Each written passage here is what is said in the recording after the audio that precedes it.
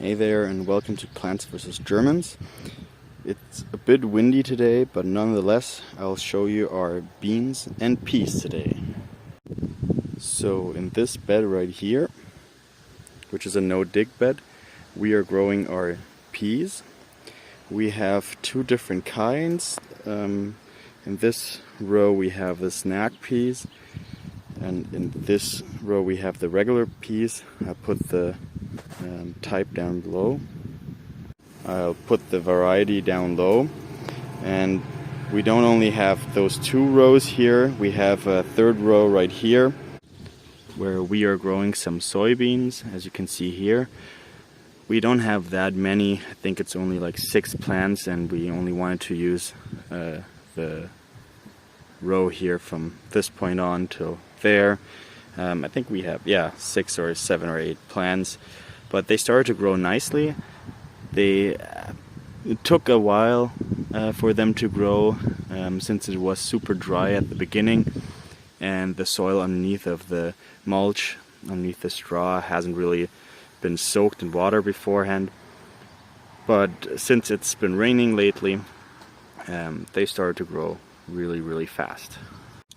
In the same row next to the soybeans we have some broad beans, and they've been attacked by aphids quite a bit, but the ladybug larvae came in and actually ate all of the aphids, so we were able to harvest some, but we couldn't harvest all of them. Some were just a bit too small, so I left them on the stem there.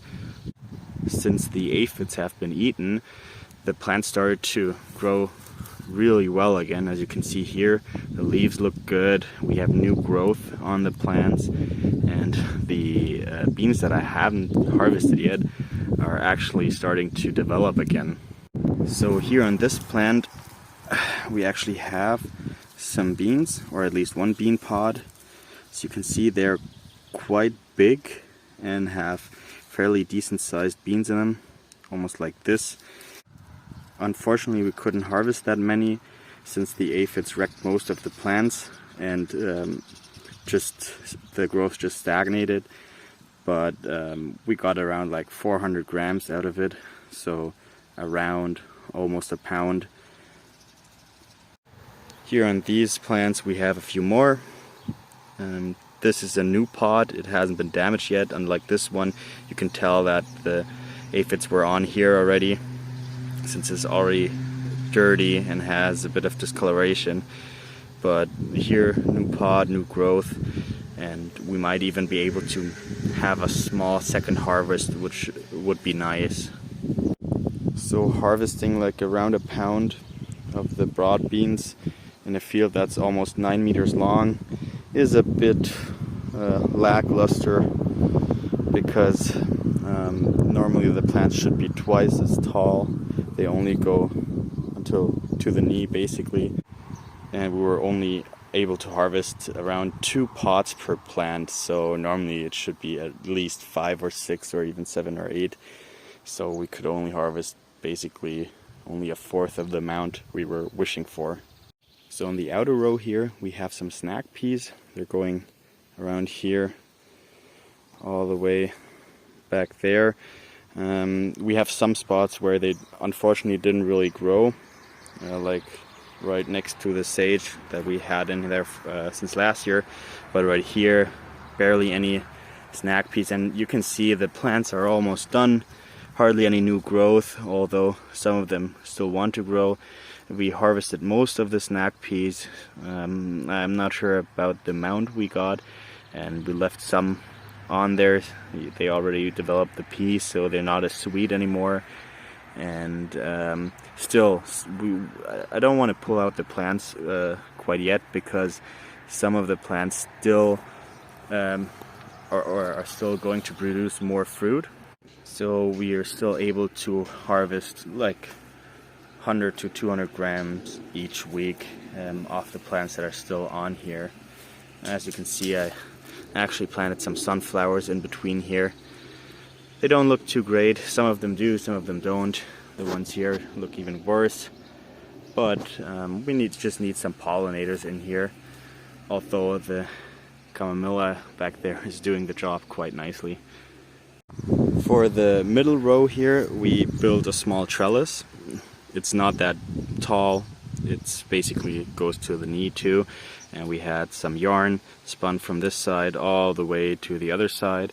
You can hardly tell that there's yarn because the wrinkled peas that we have in the middle row here, they were just too heavy for the trellis and they fell over into the broad beans, so they're hanging in there all the way back there, and on the other side they're hanging into the snack peas, which was a bit of a hassle to distinguish between the two when we harvested. But I actually harvested the wrinkled peas today.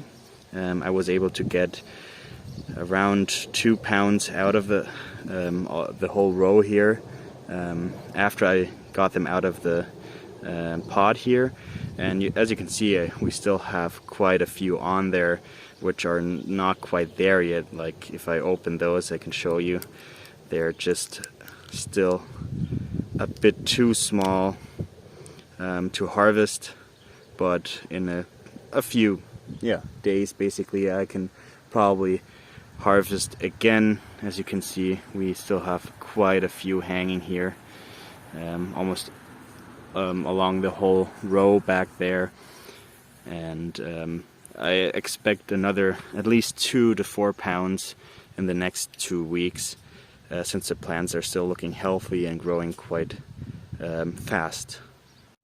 The good thing about the wrinkled peas that we are growing is that you can actually eat them raw, so I'm not going to waste those. I'm just going to pick it off and have a little snack for later. So those were all our peas and our broad beans, and we're just going to skip one bed and go to this one. In this bed we have a fence set up here. It's supposed to act as a trellis. It goes around the whole bed here, and we planted our beans here around the fence all the way to the back, and then just the other outer row. And they had a rough time at first. They were really light green and had trouble with the nitrogen in the soil, since the straw or the mulch took all the nitrogen out of the soil. But we gave them some fertilizer, some nitrogen, and now that they're able to actually pull the nitrogen out of the air with the bacteria that they have, they are growing nicely again.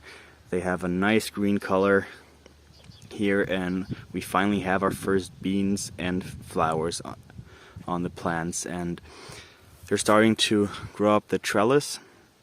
Unlike the tomatoes, where we have to take the plant basically and just put it through the trellis, the beans can do it themselves. And we have those 2 rows. Those are all the same variety. And with this variety, we're gonna pick them when they're still fairly young, so the beans in the pods aren't that big yet, and you eat this type with the pod. So here you can see the flower, and you can tell that it's from the family Fabaceae. And next to the flower we already have our first little bean pod here. We're gonna let it grow until roughly this size, until we're gonna harvest them. And oh, look, a little larvae from a ladybug here doing its job, hopefully, since we still have another wave of aphids coming. But we have so many ladybugs here now. There's another larvae, so you can tell that I think they came from the Camomilla that had way too many aphids on them, and finally they got eradicated, and now our plants are able to grow without any hindrance. Since we're only growing the beans here on the side, we have a lot of free empty space right in the middle here, and we are currently using it for arugula here. So those green spots we have here are arugula. I think we have like 4 batches, and it's growing well here, and it's actually quite tasty, pretty spicy. And next to it we have a mint plant here. It's a type that I really wanted to have, and it has a fairly pleasant smell. And here we have another herb. I'm not sure about the English name, but I'll put it down low. It's in the family from with stevia, I think, and it tastes really sweet and has also a minty aftertaste to it. Next to the arugula, you can tell that there's a potato plant growing.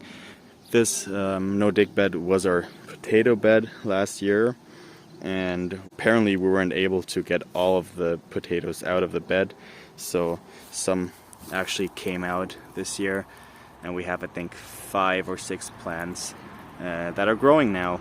Then we might harvest them or just let them be in there, because it's quite a hassle to get them out of this bed, since we have to dig out all the other stuff in here too. Since we don't want to keep that much empty space, we are thinking about putting the tomatoes that we have in the tray back there, those I think 40 plants that we still have, and take some and put them in here. But it's going to be a bit rough to build another trellis in the middle row here, or just take some yarn and put it across here. So I guess our horses love the sand that they're getting here. So if you have any tips what to put in the empty space here, just write it in the comments, and I'll be happy to get some inspiration. So this is going to be it for today. I'll give you an update on the beans once they've grown a bit bigger. And thanks for watching, and if you'd like, subscribe and maybe just leave a like. Thanks, and see you next time.